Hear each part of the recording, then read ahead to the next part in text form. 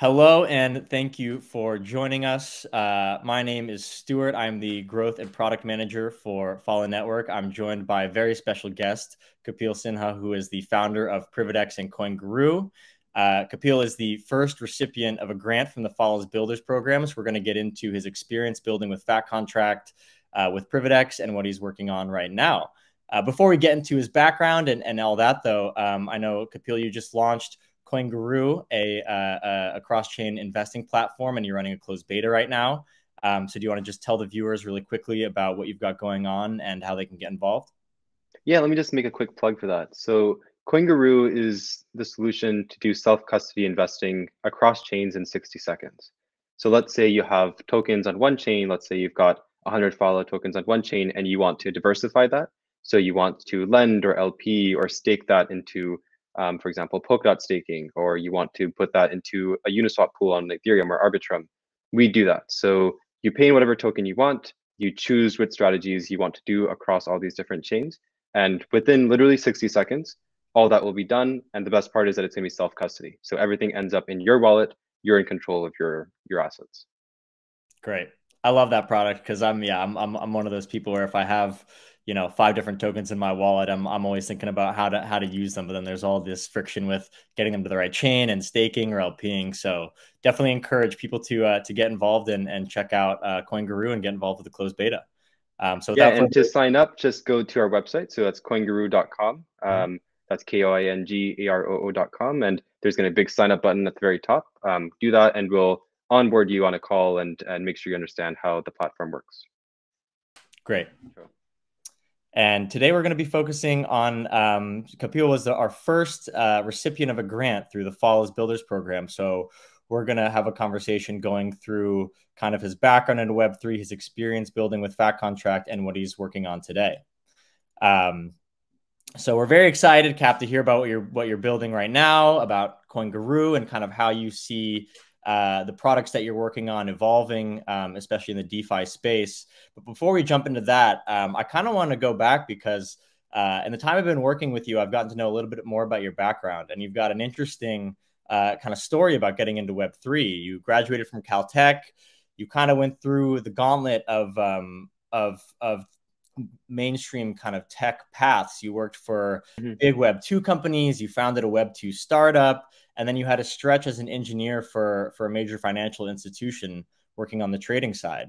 So in a rather short period, like I say, you've passed through this kind of spread of established pathways for bright young engineers. And then all of a sudden, you've decided to go full-time into the wild world of Web3. Yeah. So my first question is, what about the blockchain space kind of attracted you to make this transition?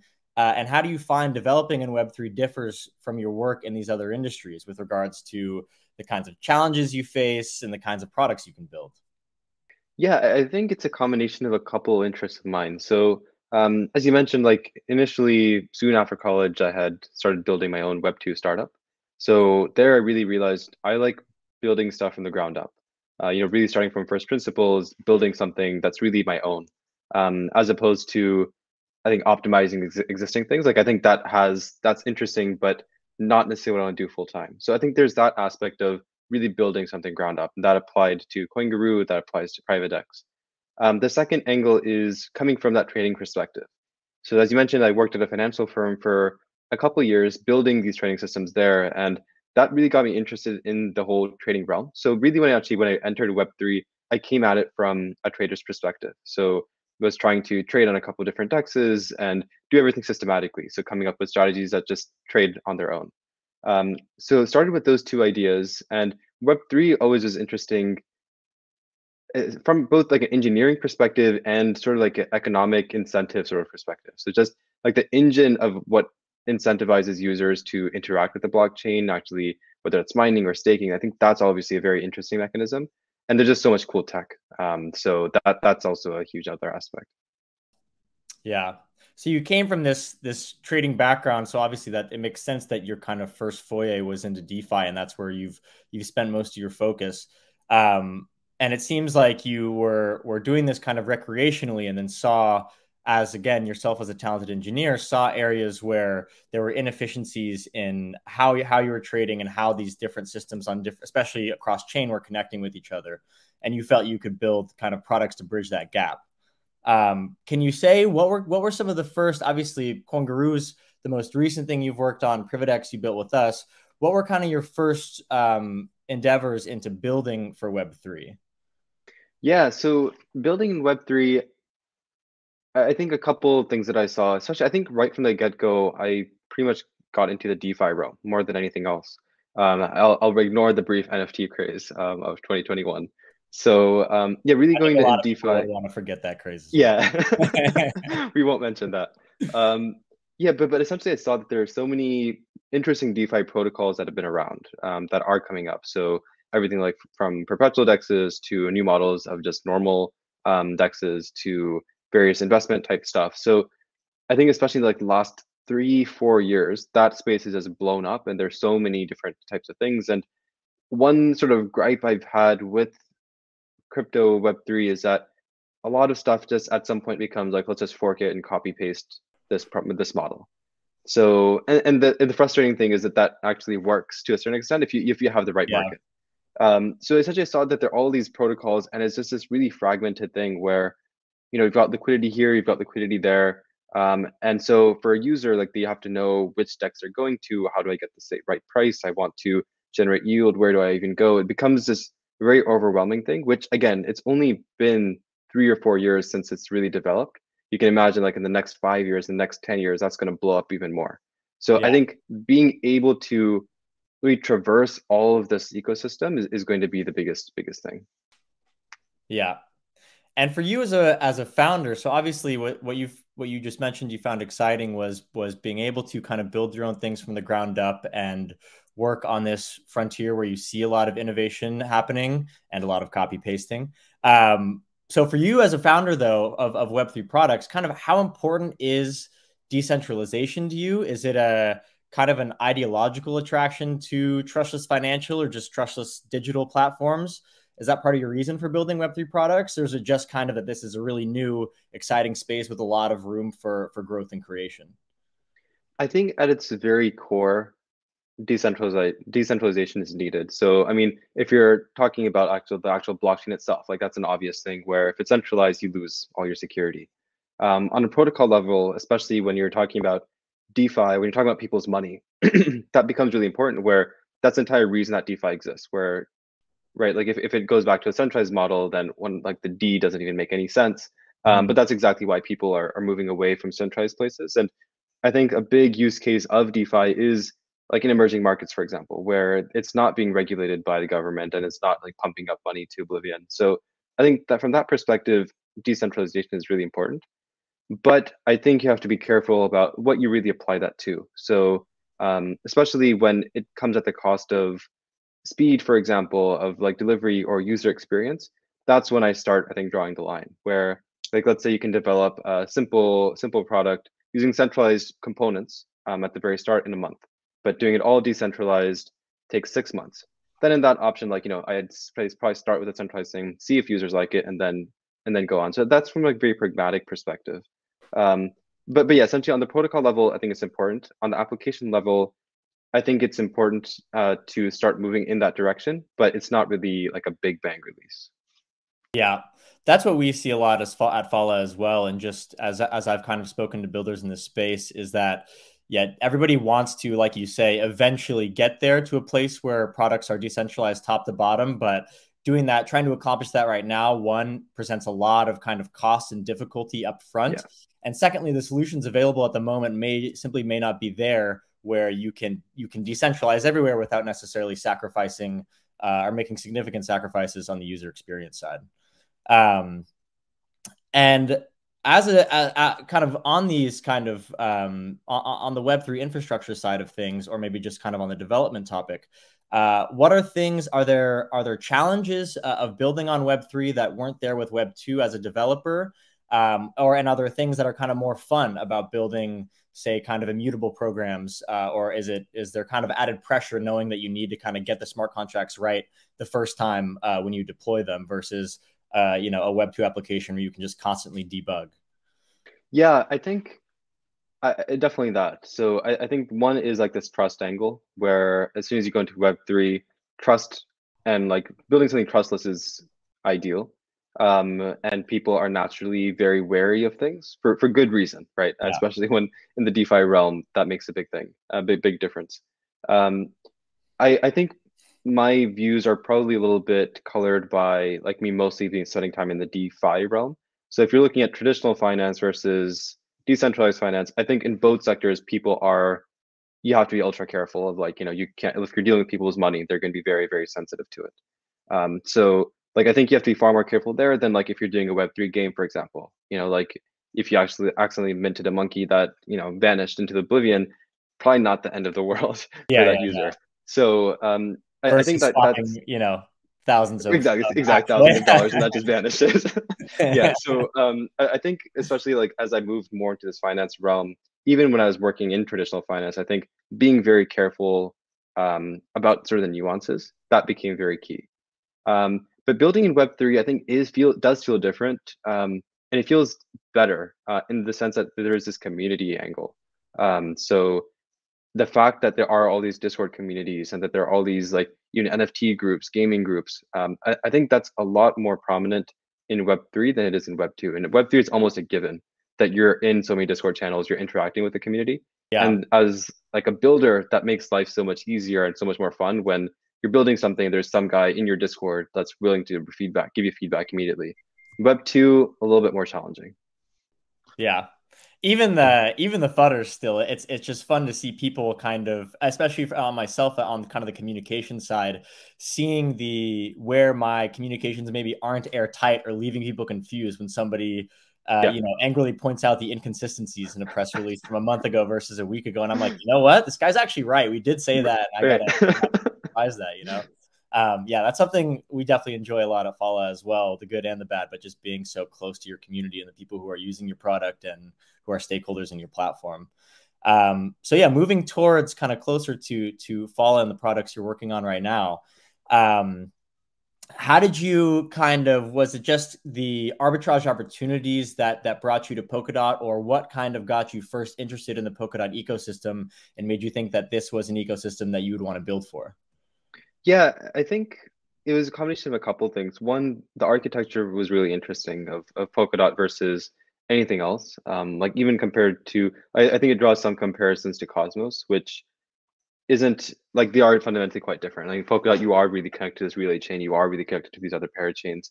So I think that from an engineering perspective was really interesting. And then also from a trading perspective, like interesting challenges because obviously it's a newer market than something like EVM where there are these giant players that just copy paste their strategies from one EVM chain to the next. So Mm-hmm. I think Polkadot gives a little bit more space to smaller traders, and that was another big reason that I had joined Polkadot. Yeah. I feel like one trend I see is that kind of the more technical the person, the more they're into Polkadot, right? I think Yeah, like average DeFi users are like Polkadot, there's nothing going on over there. And then you start talking to the engineers and the deeper you go, people are like, it's so incredible what they're building. Like we may not have a wealth of applications that have a million users, but the underlying tech is incredible. Uh, right. so yeah, Yeah, it's I think there's so many Polkadot. You go to any blockchain, you'll have maxis in that blockchain, but Polkadot maxis, I think, are a different breed where yeah, they know you're playing for the long game. Like you're building the architecture, you're building the exactly. infrastructure, and then the applications are getting built on top of that. Yeah, that's kind of the narrative you hear a lot, especially at, I mean, obviously Polkadot specific events are kind of echo chambers of Polkadot positivity, Yeah, so to speak. But you really do get that sense that people feel like, even if we don't have the same kind of traffic or amount of users as other chains, it's definitely the sense of building for the long term. This is something that we're not blowing big budgets on marketing, on just attracting a lot of users for something flashy right now, or like you say, copy pasting what works already and just hoping that we can tweak it enough to attract users. You do see a lot of people who say, hey, this is a really solid kind of foundation under this chain, and it's going to be around for a long time. yeah. So moving towards PrivaDEX. So how did you, was it just kind of your frustrations, your personal frustrations trading on Polkadot that made you want to seize the opportunity of building an aggregator like PrivaDEX, or was it more kind of your technical interest in building something like this, or combination of the two? Yeah, I think a combination of the two. I think you put it in a good way. I think it was spawned out of frustration where like, this experience is sort of crappy of like I know there's so much liquidity in Polkadot, but it's just in all these different silos. And actually on that point in like the previous one, like when you talk to people that are outside of Polkadot, they always like point to some number that is like not been updated, like, oh, Polkadot only has this much in TVL, but that never includes all the different parachains that are into it. Yeah. Um, so I think that is like really like people don't fundamentally understand that are outside of Polkadot. And like as someone that traded inside, like I knew it was there, but just couldn't access it. So I think there was that aspect, and then also I was honestly, again, I think coming from that entrepreneurial type thing where like fundamentally I see myself as a builder.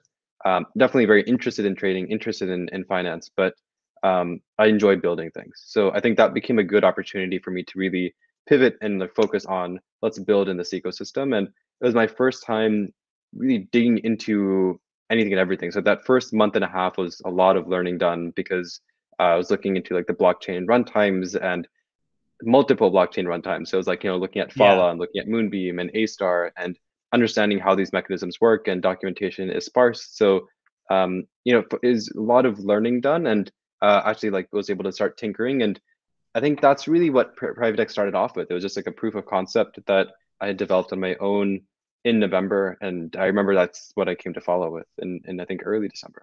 Yeah. And for those that don't know, I will we'll put in the description of this video the links to everything Kapil related, and for Phala as well. But if do you want to just kind of give a brief overview of PrivaDEX and the problem you saw and were solving in the Polkadot ecosystem? Yeah, so PrivaDEX is a way to swap from any token to any token across chains. So, like a good example is let's say you start off with USDC on Moonbeam and you want to end up with the Phala token on Phala. So then you can swap just from one interface, one app, just say that I want to swap this amount of USDC on Moonbeam to Phala, and we handle all the swaps across different liquidity pools and the XCM transfers and bridges and you get the Phala in your wallet on the destination end. So in that sense, it's that cross-chain DEX aggregator where it looks at all these different liquidity pools and finds you the best path and executes that Yeah. path. So obviously that kind of brings us to now Phala entering the picture. When you're building a product like PrivaDEX that involves automating cross-chain swaps and looking at different kind of asset prices on different chains, can you kind of describe the difficulties with the components that you can build on chain and the ones that are impossible to build on chain and you have to go off chain to a solution like Phala for?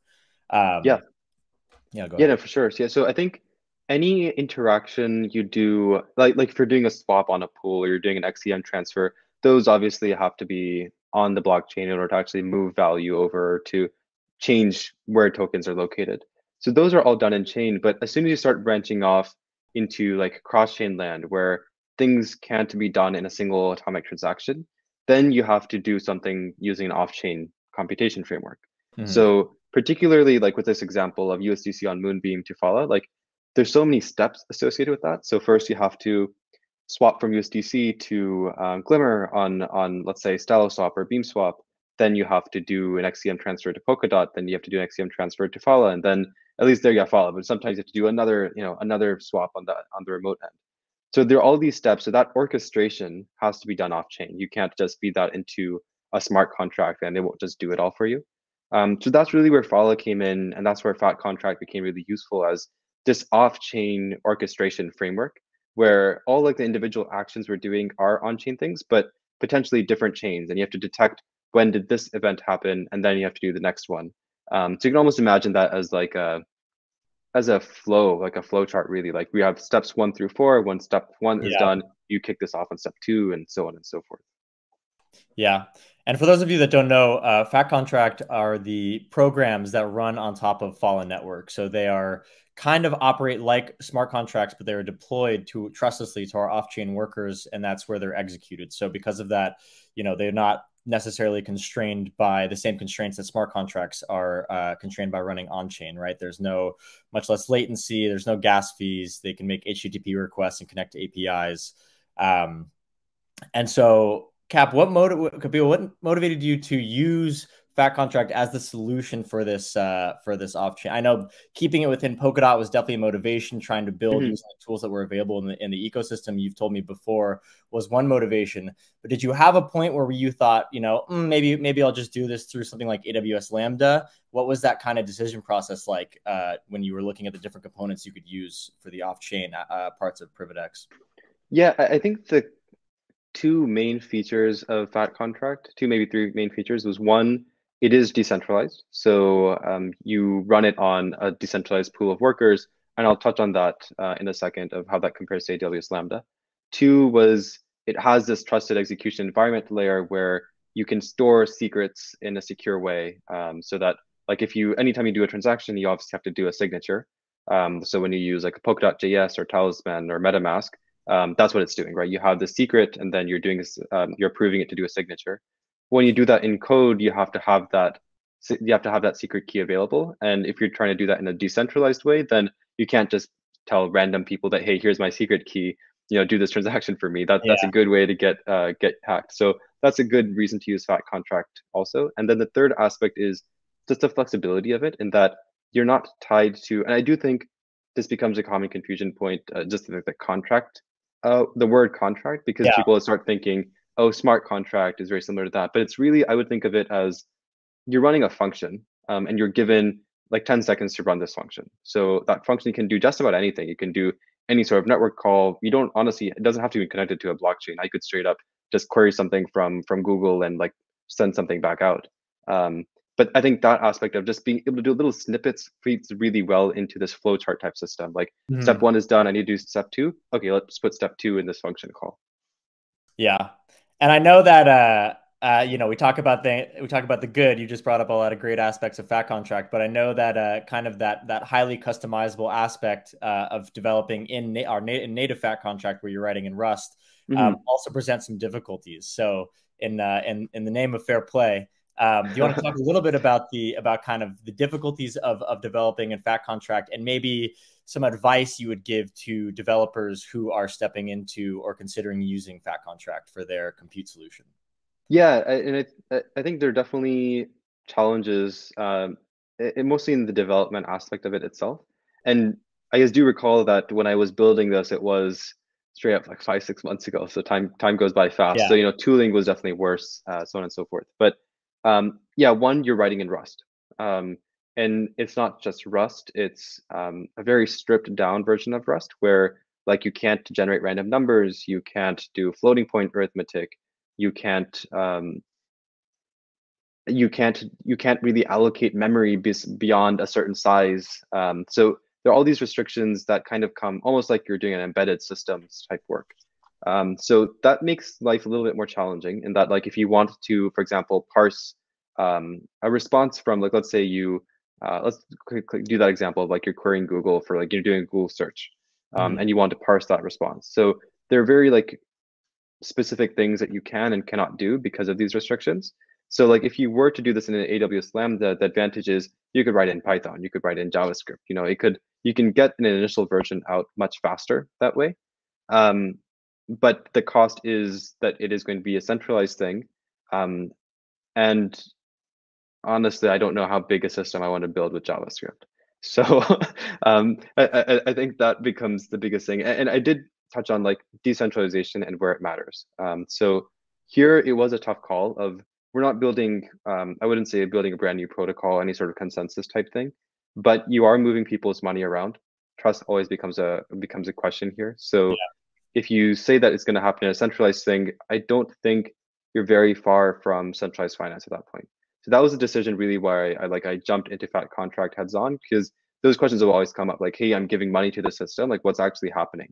Smart contracts, I think, are a simple way to explain that. Like everyone's familiar with it. It's atomic, it's done on a blockchain. People are willing to trust smart contracts. Phat Contract, fundamentally a new concept. People are going to be very wary if you say that, hey, I control when this is running. But as soon as it becomes, oh, this is a worker pool, anyone's running this, I'm not controlling any of that, that makes it a lot more trustworthy. Yeah.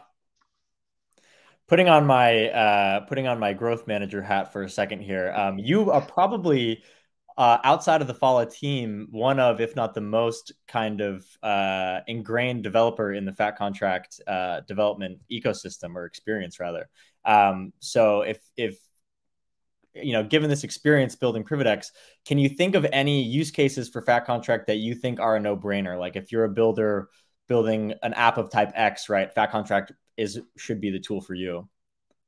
I think Phat Contract really shines best when you think of it as a quick way to run some sort of code. Like I think imagine like you want to run some function, and you want to trigger it on some event. I think that's really where it's not only very easy to do, it's like easy to write that sort of system compared to like PrivaDEX. A big challenge is this orchestration type thing of like I had to interface with you know, like I had to interface with S3 buckets, multiple chains, and like key value store, and that becomes a big challenge. But if you're just restricting it to one thing, that becomes really cool. So like now, if you say that I have this web page and I want to pull prices from something, like a price oracle of sorts, but instead of like going through Chainlink, you can do that through Phat Contract. Yeah. Or if you want to do like a triggered based thing, like, oh, this event has happened and I want to trigger something based off of that. So still thinking it from like a trading perspective, like, oh, if price has gone below this, I want to buy. You know, then you can stick that into a Phat Contract. So it works well for bots in that way. So I think a good way to get started is really kind of focus on these small snippets, very focused sorts of applications.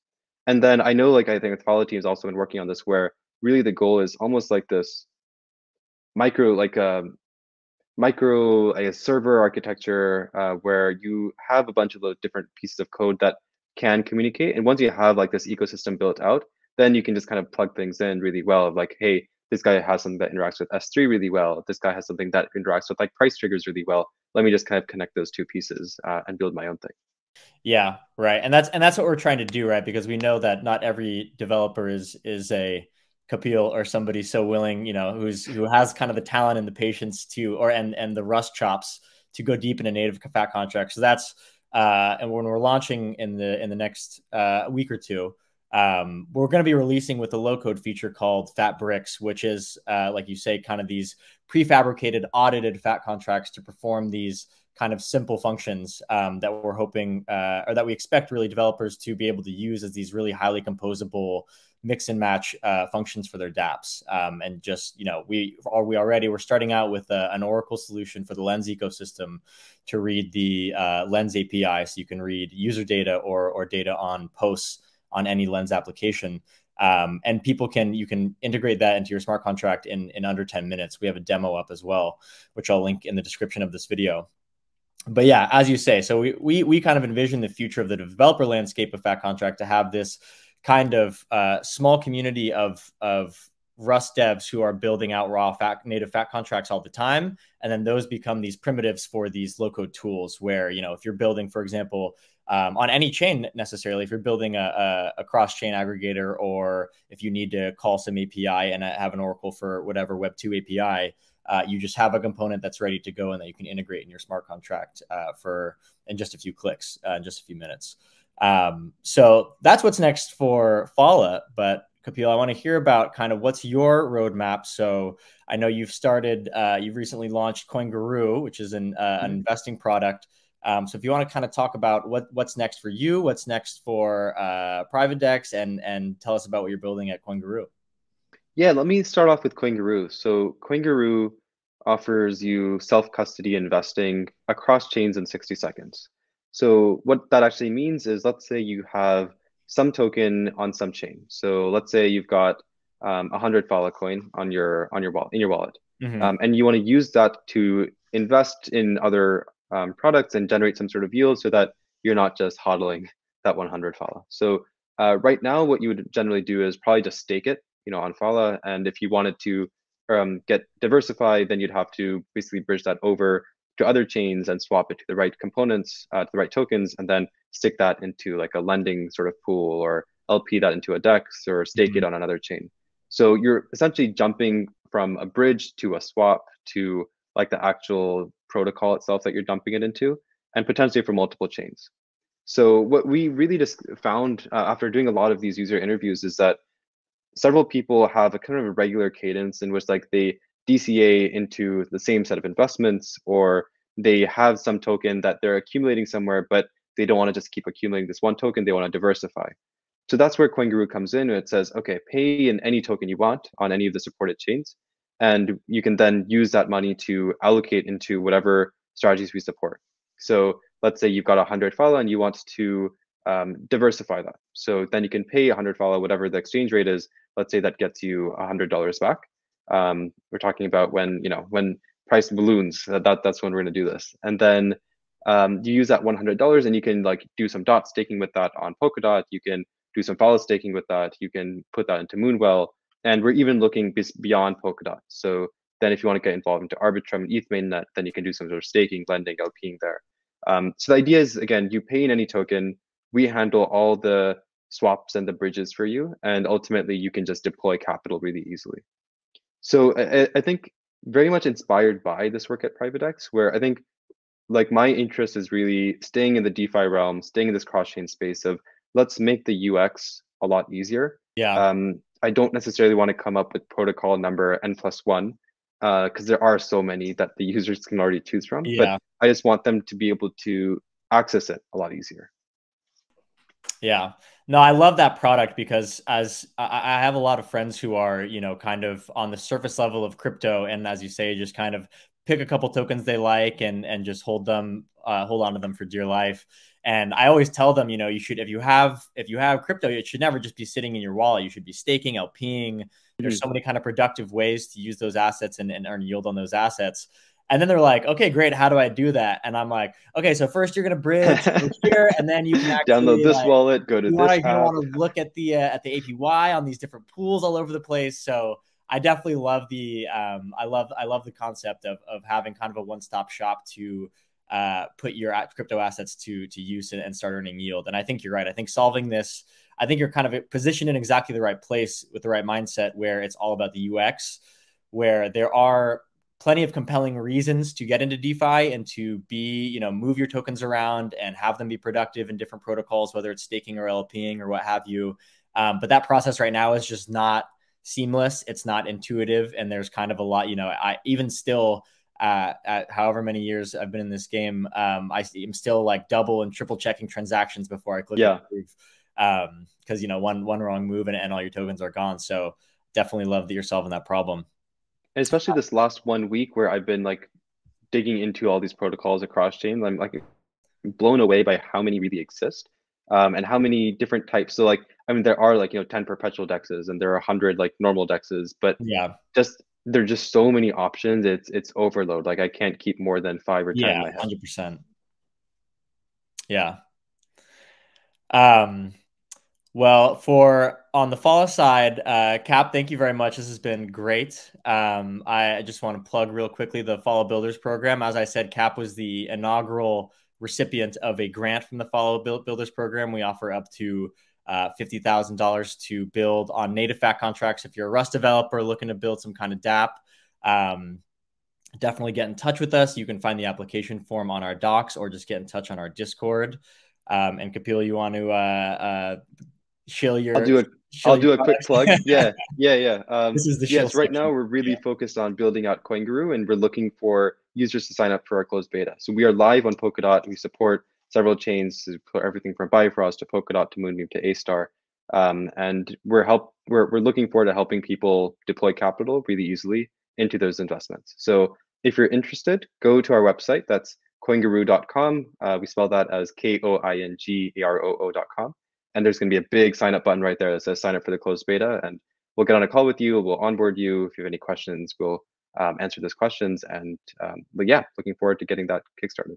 Yeah. And I can attest that Kapil is definitely a founder who keeps his finger on the pulse of his community. I'm in the PrivaDEX Discord and you're always kind of responding so quickly to any concerns, feature requests. I chuckled when the community for PrivaDEX was getting after you for the dark mode on yes on PrivaDEX, and you made that happen in short order. So I can definitely tell you, yeah, you're in good hands. If you want to check out Koingaroo, I definitely encourage everybody watching this video to go sign up for the closed beta and try it out.